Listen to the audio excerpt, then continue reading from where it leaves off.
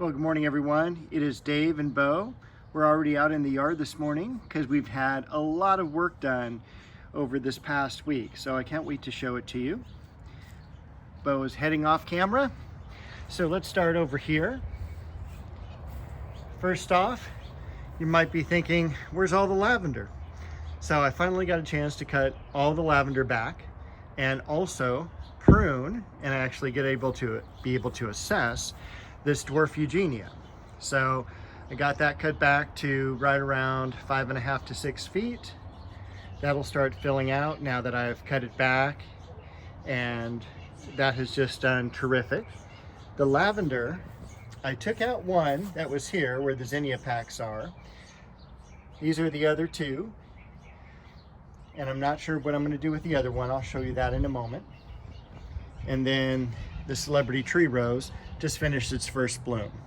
So other than that, and Bo was definitely a big help this past week, that whole area is done and I'm super happy. I added the bricks so that it matches.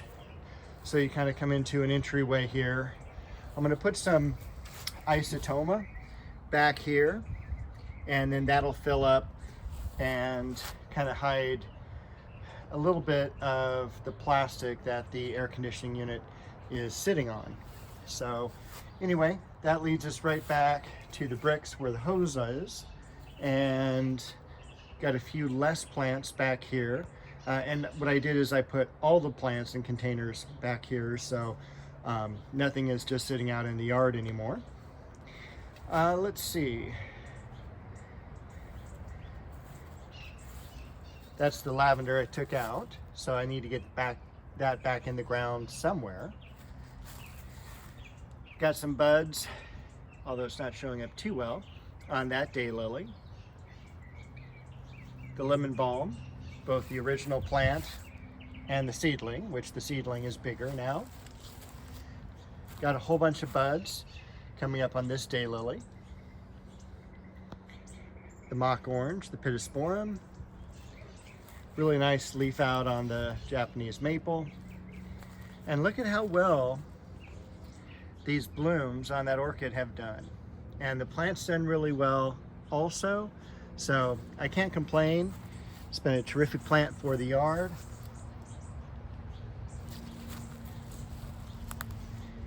Again, I need to clean out this creeping Charlie because it is beginning to choke out a few plants and creeping into the alstroemeria. But the alstroemeria has also come into bloom. Beautiful blooms. Reminds me of panther martin fishing lures. As my friend Craig used to say, those are sure pretty lures, but they don't catch any fish. And then he suggested I use Castmaster, and then that's the best lure I found. Heliotrope back here, beautiful color on that. Acer palmatum shishigashira. I'll probably be cutting back the hyacinths this next week. I did cut back the daffodils just yesterday. Once again, lots of blooms on the pomegranate, so I'm very, very happy with that.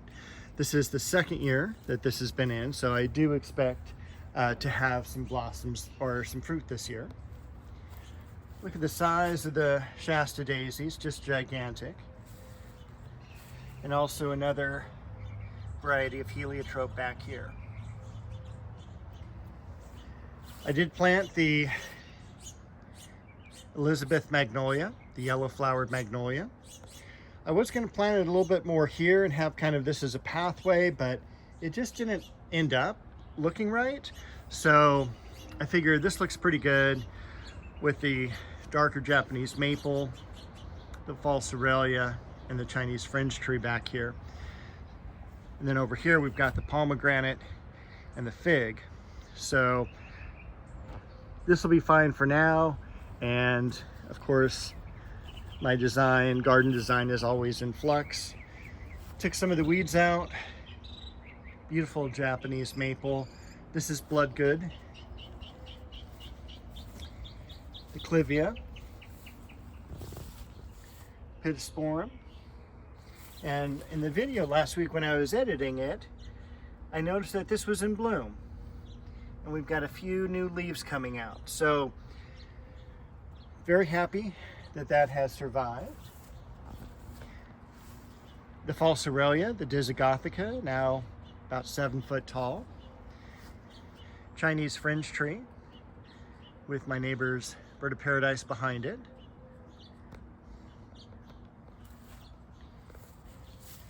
Gardenias. And this area is what I worked on actually yesterday. So we've got another Japanese maple here, also Bloodgood. We have the Japanese ribbon grass down below. I forget the name of this fern here. I'm not sure if it's going to stay here just because I'm worried about the exposure. I think it's going to be pretty shaded, hopefully shaded enough this first season. We'll see. If it starts to burn, I will move it.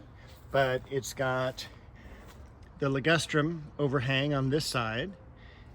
It's got the little bit of the Japanese maple, and then it'll have the Chinese fringe tree here as well.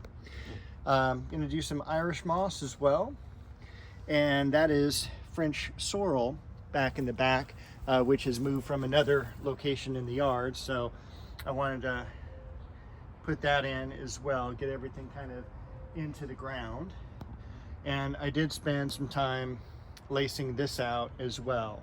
So I laced it out when I bought it, and now after the first flush of growth, and it's looking terrific. Again, I mean, this is probably about a $250 to $300 maple that I picked up at Home Depot this year for like $110. It was about a 7 to 10 gallon maple. And then this is Cypress Wilma back here. It kind of has a cool lemon scent when you brush up against it, and I thought that would look really good with the color contrast here. We'll do some other darker plants here as well around the base. Then it'll lead into the gardenia and variegated pittosporum back here. So it should not interfere at all with the tree on either side of it. Okay, so let's head off to other parts of the yard. I do need to get the ligustrum pruned back. As soon as those open, not that I have a problem with it, they will have a lot of bees. So keep that in mind. If you have pets, last dog I had always would get stung by bees. Beautiful hosta, kind of similar in color to Beau.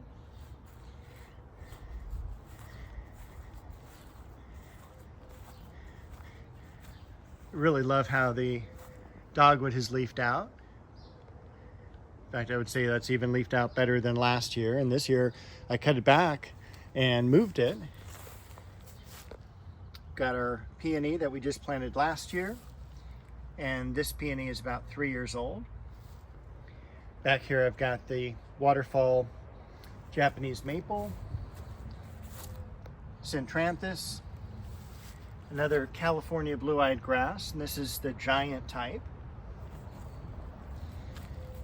You can definitely see the Scilla, or Spanish bluebells, now dying almost completely off. So this is really easy to clean up. Basically, you just take it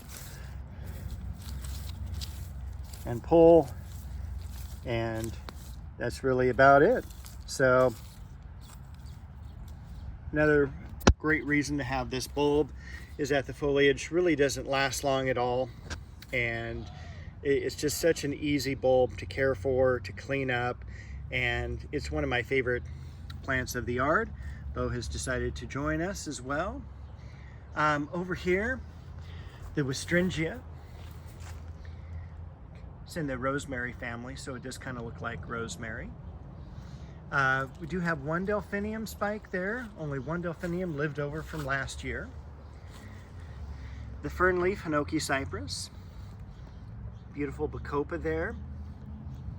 Dahlias coming up, if you remember the incredible dahlia plant that I had here last year. Hopefully it won't choke out that dwarf conifer there. And we've also got some buds on this daylily here.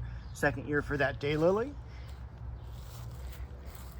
Dianthus, looking superb.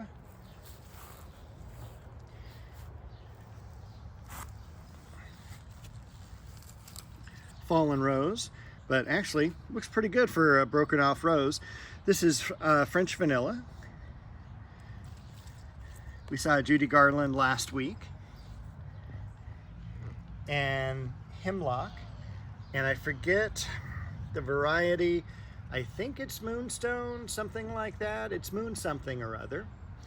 And also, look at all those blooms on the chocolate cosmos.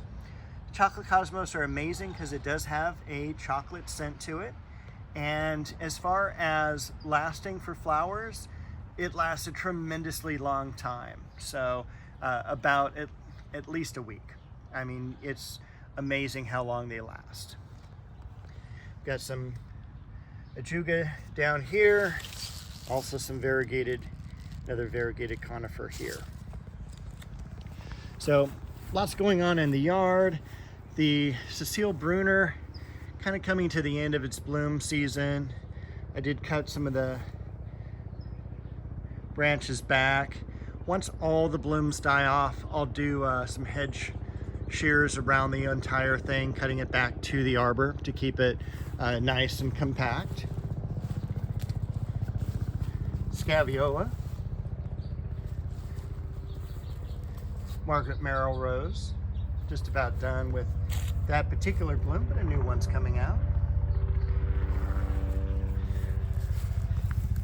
The lamb's ears did great with the transplanting. And this rose back here is called Sonia. And that is a helicopter going overhead. I am always shocked when I go through editing how many planes fly by, how many motorcycles drive by. Good fuchsia. Foxglove still looking really good. Look at that one just coming into bloom right now. These are gladiolas in both of those tomato cages.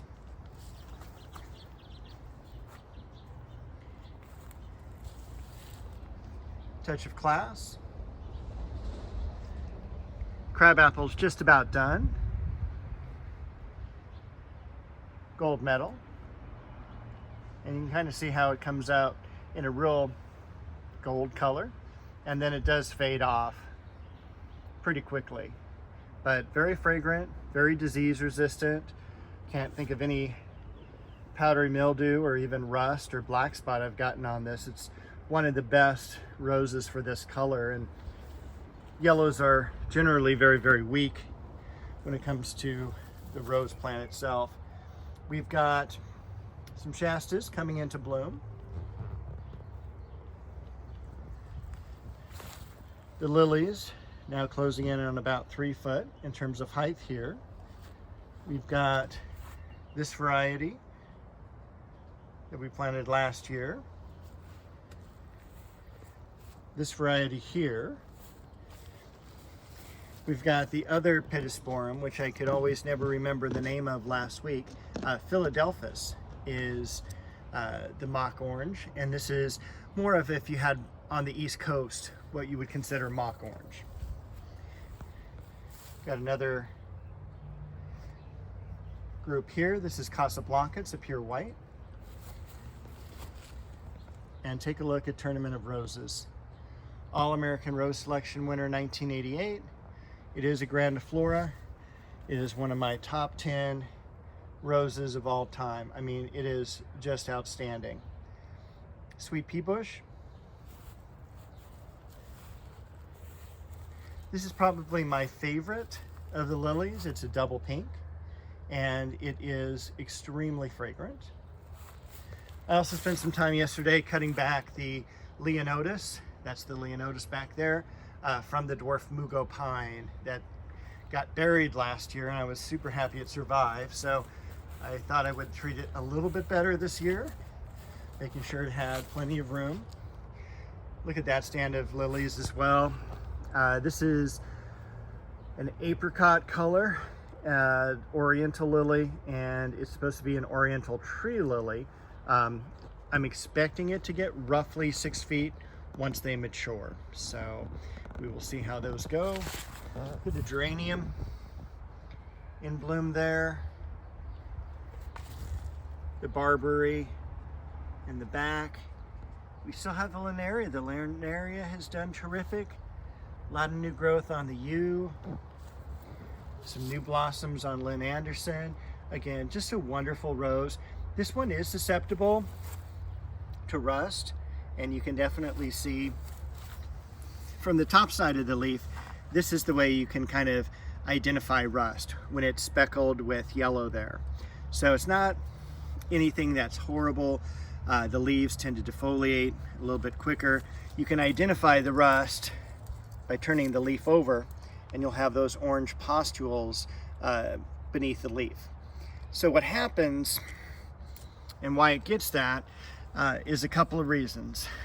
Days like this that are overcast definitely will hurt them, and watering at night also, and I think we're being snuck up on. Let's take a look.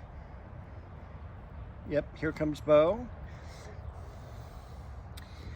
And besides watering at night too, if there's poor air circulation, that can also cause it. So that's why rust tends to be down here at the base rather than out here on the newer growth. Got the cool pittosporum, and take a look at that bearded iris here. And that was Bo. We've also got some blooms on the cherry tree.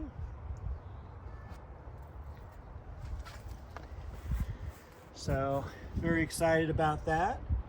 And I mean, today is May 9th.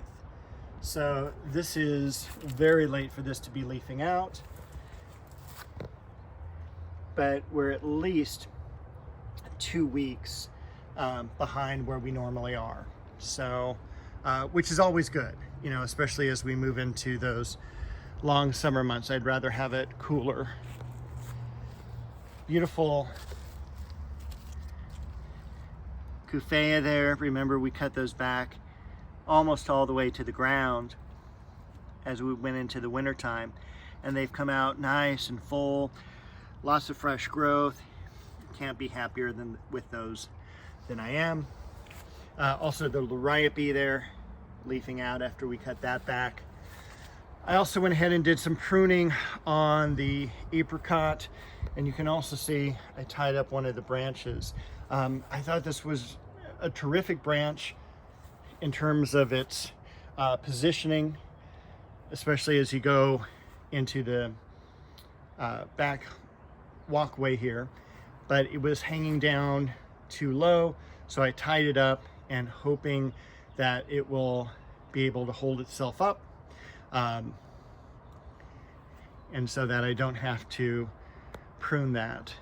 But everything looks good. Got the foxglove over here blooming, the sedum down below, Bo, the variegated oregano, and again, beautiful liriope is leafed out after we cut that back to the ground, but I didn't think they were going to make it. They just weren't transplanting very well. Fortunately, they did. And walk over to the other side to see the red dragon. There we go. There's the red dragon Japanese maple. So this week I want to get this corner cleaned out. I've got some pruning in the front to do as well, and take a quick look at beautiful isotoma, mugo pine slow mound, campanula, and look at those, got some off blooms as well, along with a huge amount of fruit coming on. Look at those peaches there. And again, May 9th, 2024. All right, that's what happened this week in the garden. I'm looking forward to talking to you again next week.